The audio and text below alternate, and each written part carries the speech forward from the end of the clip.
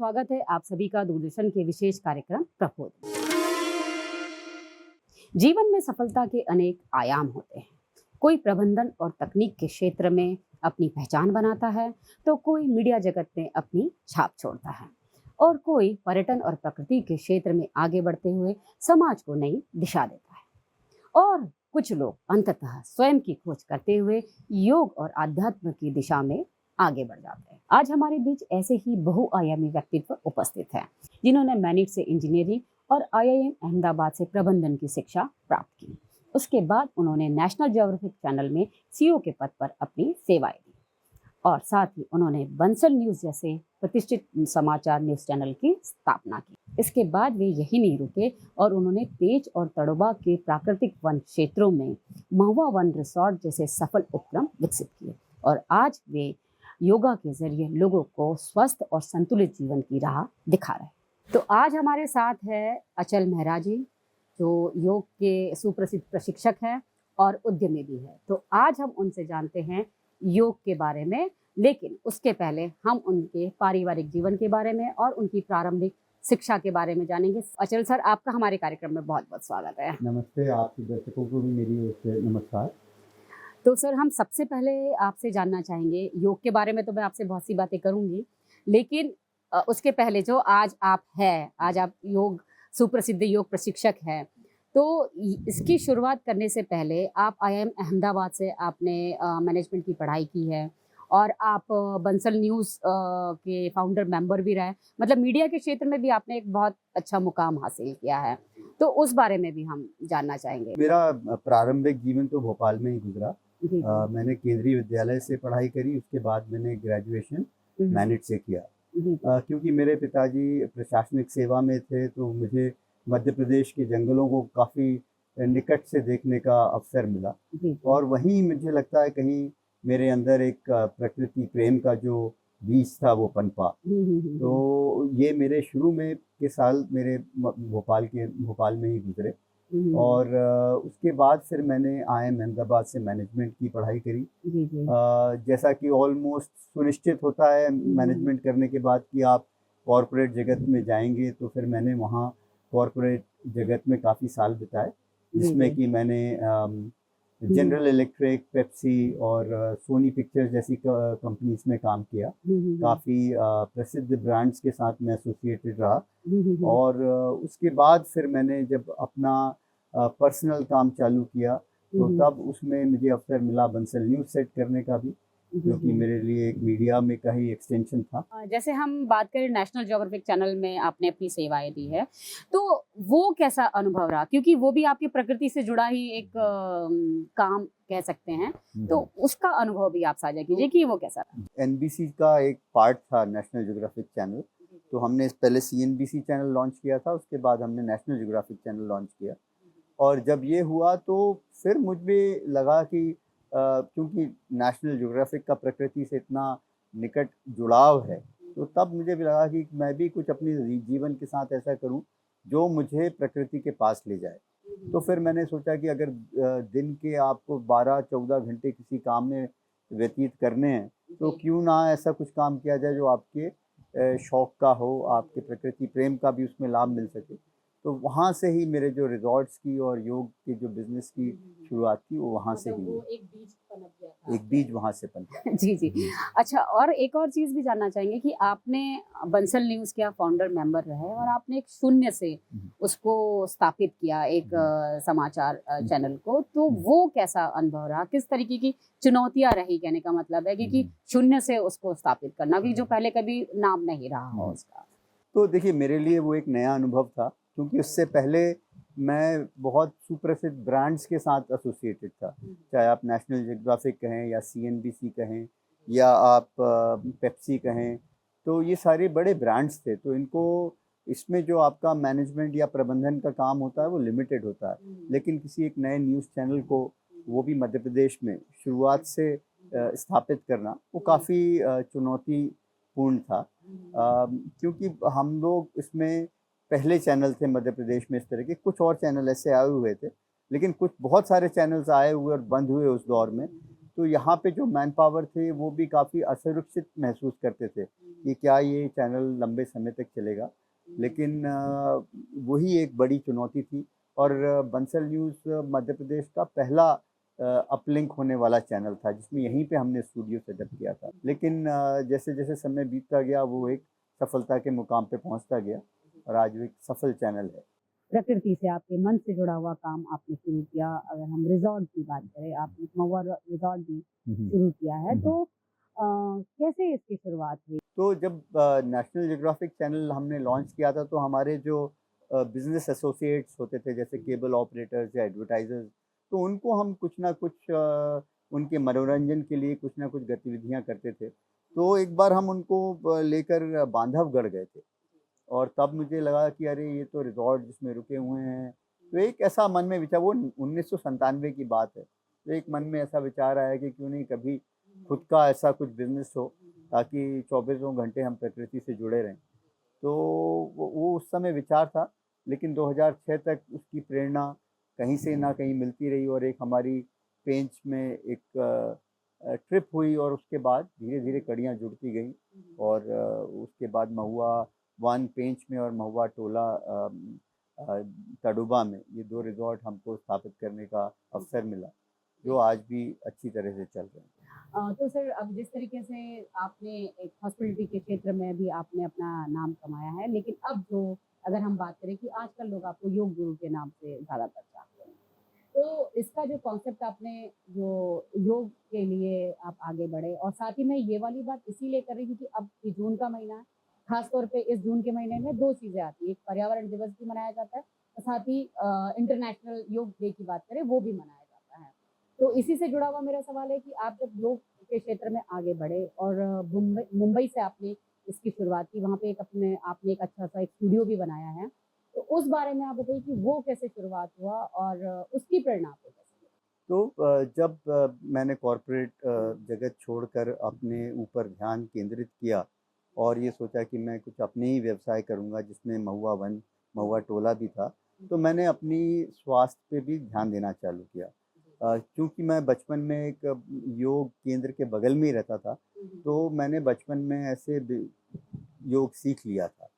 तो फिर मैंने वापस जाके 2009 में योग का सर्टिफिकेशन लिया, क्योंकि योग करना और योग की शिक्षा देना 2 अलग चीज़ें हैं। तो किस तरह से शिक्षा होती है और ये कॉन्सेप्ट जो योग की शिक्षा और योगा स्टूडियोज़ का कॉन्सेप्ट था, वो पहले पश्चिम में ज़्यादा प्रचलित हुआ। तो अभी भी पश्चिम में बहुत ज़्यादा योगा स्टूडियो है। तो वैसे ही मेरी मुलाकात एक फ्रेंच टीचर थी उनसे हुई बॉम्बे में, जिन्होंने जो एक योगा स्टूडियो चालू करना चाहती थी।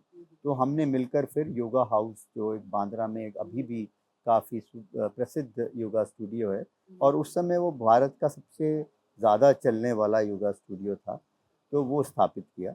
और उसकी प्रेरणा का भी वही सूत्र था कि कुछ ऐसी चीज़ करो जो खुद के लिए भी लाभदायक हो और जो हम दूसरों के साथ भी शेयर कर सकें। लेकिन तो इसमें एक और बात मैं पूछना चाहूँगी कि वो स्टूडियो में फ़िल्म इंडस्ट्री के लोग कैसे जुड़े? वो उन लोगों का कैसे इंटरेस्ट उसमें जागा? देखिए क्योंकि वो स्टूडियो की लोकेशन बांद्रा में थी, जहाँ पे कि फ़िल्म इंडस्ट्री के काफ़ी लोग रहते हैं। तो एक एक स्वाभाविक था कि वो लोग वहाँ पे जुड़ेंगे। योगा स्टूडियो के साथ हमने एक रेस्टोरेंट भी बनाया था, जो कि स्वास्थ्यवर्धक खाना देता था, परोसता था लोगों को। तो उससे दोनों चीज़ें होती थी कि अगर कुछ लोग योग करना भी नहीं चाहते थे, तो वो रेस्टोरेंट में आते थे। वेजिटेरियन रेस्टोरेंट था, हेल्थ कॉन्शियस कुज़ीन थी वहाँ की। तो उसको देख-देख के फिर लोग योग में भी इंटरेस्टेड हो जाते थे और कुछ लोग योग करने आते थे, लेकिन फिर वो अपने खाने में भी ध्यान देते थे। तो वो एक तरह से दोनों चीज़ें काम कर जाती थी। तो क्योंकि उस जगह की लोकेशन बांद्रा थी और वहाँ पे मीडिया और फ़िल्म की काफ़ी बड़ी-बड़ी पर्सनैलिटीज़ हैं, तो वो लोग सीखने आते थे वहाँ। तो सर, यहाँ हम एक छोटा-सा ब्रेक लेते हैं और इस ब्रेक के बाद हम आपसे योग के बारे में जानेंगे कि योग क्या है, कैसे इसकी क्या इम्पोर्टेंस है?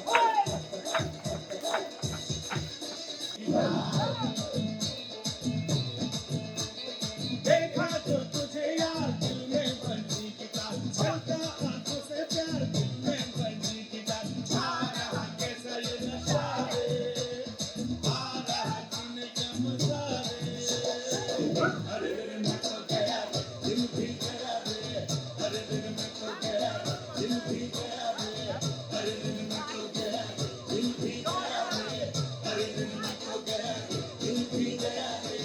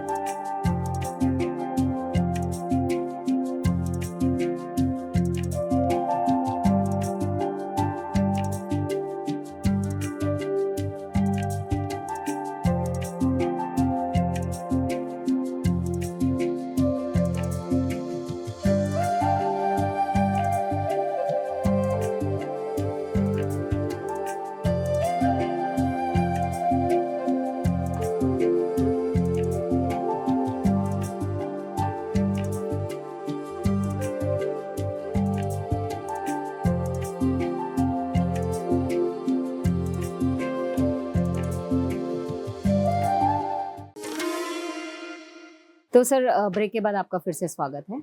अब हम योग के बारे में जानना चाहेंगे। अगर हम महर्षि पतंजलि की बात करें तो उनके अनुसार योग का क्या अर्थ है? देखिए, योग को जैसे कि अभी लोग जानते हैं आसन से ही जानते हैं, लेकिन महर्षि पतंजलि के अनुसार योग स्वयं को जानने की पूरी प्रक्रिया है। उन्होंने जो प्रक्रिया बताई लोगों को, उसको अष्टांग योग कहा गया। तो अष्टांग योग में यम, नियम, आसन, प्राणायाम, प्रत्याहार, धारणा, ध्यान, समाधि, ये 8 अंग होते हैं उसके। और जिसका शुरुआत यम नियम से होती है, जो कि आपकी पर्सनल चीज़ें या सोसाइटी से जोड़ने की चीज़ें। फिर उसके बाद आपके आसन आते हैं, प्राणायाम आते हैं। फिर प्रत्याहार का मतलब होता है आपकी दृष्टि को बहिर्मुखी से अंतर्मुखी कर लेना। तो आप बाहर की दुनिया से ज़्यादा आप अपनी, और वहाँ पे धारणा, ध्यान, समाधि। समाधि जो है उसको मानव जीवन का एक अंतिम लक्ष्य माना गया है कि जिसको समाधि प्राप्त हो जाए, जिसको मोक्ष प्राप्त हो जाए। तो मतलब ये योग का कौन सा रूप माना जाता है? योग का मतलब ही होता है कि योग का मतलब होता है यूनियन, जुड़ना। तो जैसे कि हमारे शास्त्रों में कहा गया है कि आत्मा परमात्मा 2 चीज़ें हैं, और ये एक भ्रम है कि ये 2 चीज़ें हैं। जब ये भ्रम खत्म होता है तो योग अपने आप होता है, क्योंकि आप अपने आप को, आपके आसपास जितनी भी ऊर्जा है उसका ही एक हिस्सा मानते हो, उसका ही एक हिस्सा जानते हो, मानते नहीं हो, जानते हो। तो तब वो यूनियन या योग होता है। तो जो इसकी परिभाषा जो दी गई है पतंजलि द्वारा, वो है योग चित्त वृत्ति निरोधम।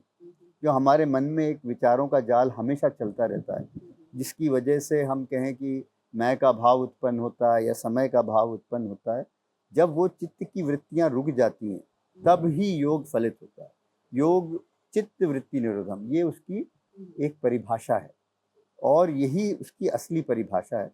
और एक आपकी समाधि तक की जो यात्रा है वो योग के उन्होंने 8 अंग बताए हैं जिसके थ्रू आप ये यात्रा में आगे बढ़ते हैं।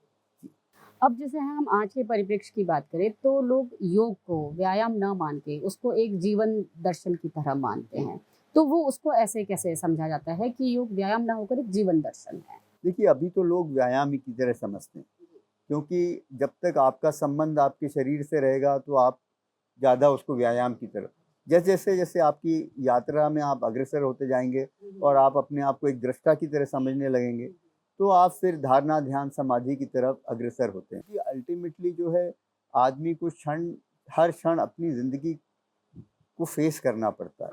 आप हर क्षण अपनी ज़िंदगी को कैसे पूरी ऊर्जा के साथ फेस करें, अगर योग आपको एक तरह से उस मुकाम पर भी पहुंचाता है। लेकिन हम अगर आज के परिप्रेक्ष्य की बात करें तो आजकल लोगों में एंजाइटी ज़्यादा है, डिप्रेशन ज़्यादा है और लोगों को नींद की प्रॉब्लम भी, मतलब सो नहीं पाते, रात में नींद नहीं आती बहुत बहुत। तो इसमें योग कितना कारगर हो सकता है कि लोग इस बीमारी से और इस तरीके की जो आजकल लोग झेल रहे हैं समस्याएं, उससे वो लोग निजात पा सकें? तो देखिए, योग जो है ये आपके सारे आयामों पर काम करता है। पहला आपका फिजिकल आयाम होता है, आपका शारीरिक, फिर उसके बाद मानसिक, भावनात्मक और उसके बाद आध्यात्मिक। अगर हम आदमी को अलग अलग लेयर्स में देखें तो सबसे बाहर हमारा है जिसे हम कहते हैं अन्नमय कोश, यानी हमारा शरीर।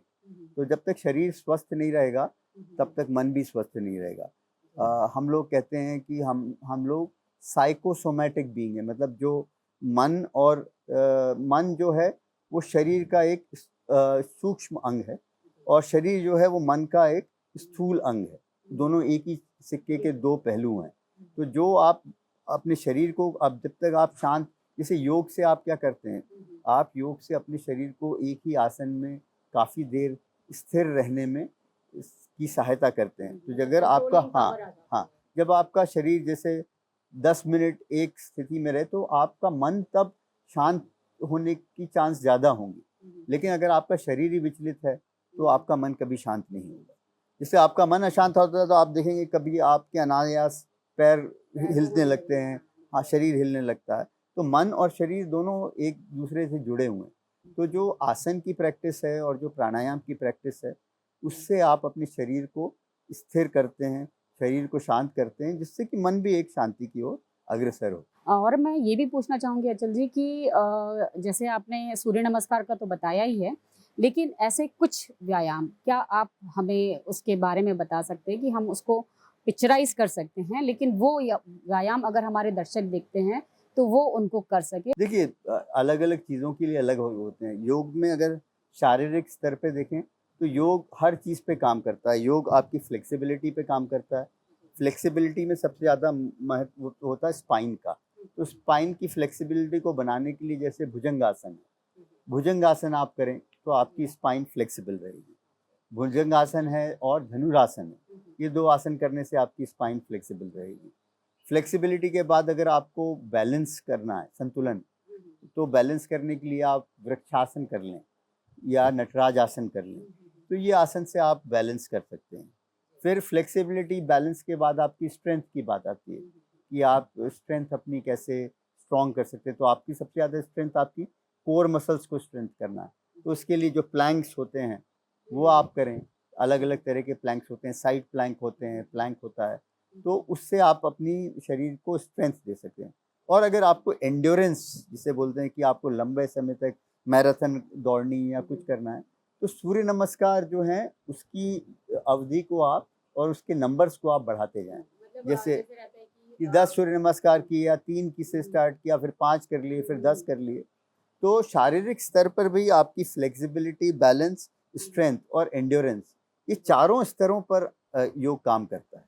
तो ये जो मैंने आपको कुछ आसन बताए, 2-2 आसन हर एक चीज़ के लिए भी कर लेंगे तो आराम से आपकी ये चीज़ें एड्रेस हो जाएंगी।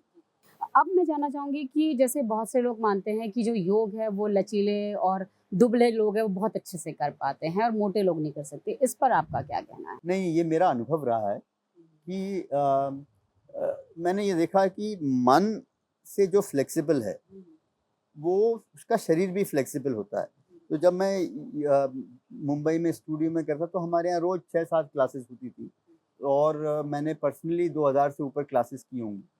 तो मुझे काफ़ी अनुभव रहा। तो मैंने कई बार देखा कि एकदम पतले-दुबले जो इन्वेस्टमेंट बैंकर टाइप के लोग जिनको कि रोज़ बिल्कुल एक ढर्रे का काम करना पड़ता है, बिल्कुल लीक से हट के नहीं, बिल्कुल फ्लेक्सिबल नहीं, वो लोग पतले-दुबले ज़रूर थे लेकिन उनके शरीर बहुत स्टिफ होते थे, क्योंकि वो जिस एनवायरनमेंट में रह रहे हैं। और मैंने कुछ ऐसे क्रिएटिव लोग देखे, जो कि थोड़े वज़न उनका भले ही ज़्यादा हो लेकिन वो उनकी बॉडी काफ़ी लचीली थी।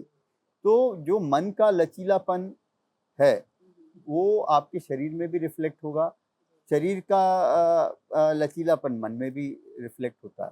तो ये दोनों चीज़ें जुड़ी हुई हैं। तो ऐसा कुछ नहीं है कि पतले-दुबलों के लिए योग आपकी मतलब अगर मन के ऊपर है, अगर आपका मन चाहता है तो कोई भी व्यक्ति योग अच्छे से कर सकता है। अब बात ये है कि जैसे हम सीनियर सिटीज़न्स की बात करते हैं, बच्चों की बात करते हैं, आजकल तो स्कूल्स में तो ख़ैर मैंडेटरी भी हो गया है कई जगह पर योग करना, लेकिन फिर भी अगर जो लोग नहीं कर पाते हैं, तो उन लोगों को कौन-सा योग करना चाहिए? और सीनियर सिटीज़न्स की बात करें और बच्चों की बात करें। देखिए, बच्चों का स्वाभाविक मन चंचल होता है, तो उनको एक जगह बिठा के रखना तो मुश्किल होगा। तो बच्चों को हमेशा कुछ चैलेंजिंग योग कराना चाहिए। जैसे सन सैल्यूटेशन सिखा दिया, भई बोला आप 10 करके दिखाओ, या आपने साइड प्लैंक या कोई ऐसी चीज़ जिससे कि वो अ, थोड़े चंचल अपनी प्रवृत्ति टारगेट को, हाँ, ओरिएंटेड टाइप। करेक्ट, वो कर सकते हैं। लेकिन जो वृद्ध लोग हैं उनके लिए सबसे बड़ा चैलेंज है उनकी मोबिलिटी। जैसे-जैसे उनकी एज बढ़ती है, उनकी मोबिलिटी कम होती जाती है। फिर उनको ये डर लगता है कि हम किसी दूसरे पे डिपेंडेंट ना हो जाएँ। तो यही सबसे बड़ी प्रॉब्लम है। मैं कुछ वृद्धाश्रमों में गया भी था कोयंबटूर में। इसी स्पेसिफ़िक काम को करने के लिए मुझे किसी ने न्योता दिया था, निमंत्रण दिया था। तो वहाँ पे मैंने उन लोगों को यही सिखाया, तो उसमें सूक्ष्म व्यायाम अगर वो बार-बार करेंगे और थोड़ा वो अपने बैलेंसिंग पोस्चर्स करने की कोशिश करेंगे, तो ज़रूर उनको काफ़ी लाभ रहेगा और उनकी मोबिलिटी हमेशा बनी रहेगी। तो सर ये योग का विषय ही बहुत बड़ा है, हम जितना चाहे उस पे बात करें और जितनी चाहे आपसे हम योग के बारे में जानकारी ले सकते हैं। चाहिए कि अगर हम बात करें कोविड के समय की, तो कोविड के समय भी आपने ऑनलाइन क्लासेस लेके लोगों को योग सिखाया है। और वहीं हम भी चाहते हैं कि हमारी न्यूज़ इंडिया की पूरी टीम आपसे योग सीखे। तो कैसे सीख सकते हैं, वो भी आप बताइए, कैसे समय निकाल सकते हैं? और भोपाल में आपने, मुंबई में तो एक स्टूडियो डेवलप किया ही था। यहाँ पर भोपाल में भी क्या आपकी कोई ऐसी योजना है जहाँ हम लोग उस जगह आए और दूसरे भी लोग आकर आपसे योग सीख सकते हैं? देखिए, ऑनलाइन का तो एक बड़ा योगदान रहा, ख़ासकर कोविड टाइम में, और बहुत सारे जो योगा टीचर्स थे, उन्होंने अपनी-अपनी जो प्रैक्टिस थी, अपनी-अपनी क्लासेस थी, उनको ऑनलाइन ले गए और उससे काफ़ी लोगों को लाभ मिला। और लेकिन जो एक क्लास का अनुभव होता है, एक ऑफ़लाइन क्लास का अनुभव होता है, वो अलग होता है कि वहाँ पे टीचर आपको ऑब्ज़र्व कर सकता है, आप क्या गलती कर रहे हैं, उसको सही कर सकता है। तो मैं ऑनलाइन क्लासेस तो लेता ही हूँ, लेकिन उसके अलावा अभी हम योगा डे से ही E1 में एक स्टूडियो चालू कर रहे हैं। E1 154 वो एड्रेस है। तो वहाँ पे वो क्लासेस पहले रोज़ 5 क्लासेस होंगी, मतलब टोटल हफ्ते में, और फिर धीरे-धीरे हम वो क्लासेस को बढ़ाते जाएँगे।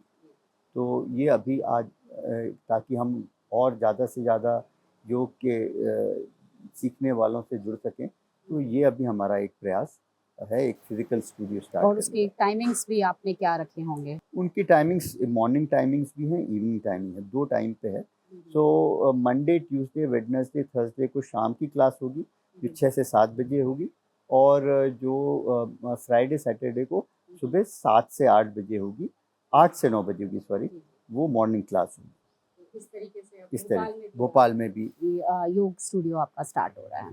तो इसके लिए आपको बधाई कि आपका एक नया वेंचर यहाँ स्टार्ट हो रहा है।